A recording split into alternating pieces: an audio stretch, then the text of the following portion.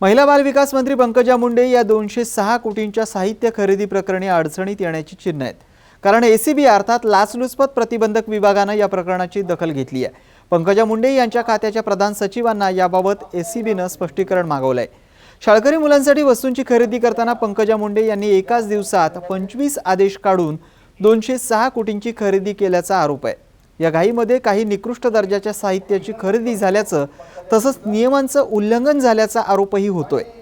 दरम्यान या प्रकरणी काँग्रेसचे नेते राधाकृष्ण विखे पाटील यांनी पंकजा मुंडे प्रकरणाची चौकशी झालीच पाहिजे अशी मागणी केली आहे। तसंच मुख्यमंत्र्यांनी मुंडे यांना क्लीन चिट दिली असली तरीही जनता देणार नाही असंही त्यांनी म्हटलंय।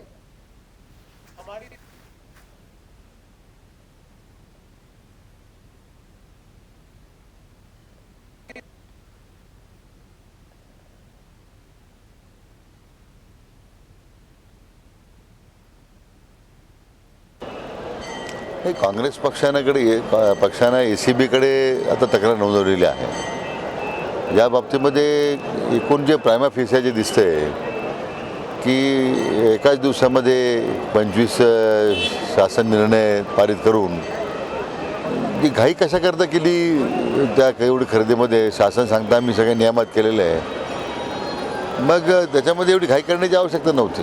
पण ज्या पद्धतीने ते सगळं संशयास्पद वाटतं निश्चितच याची खरंच चौकशी व्हायला पाहिजे। तात्काळ याच्यामध्ये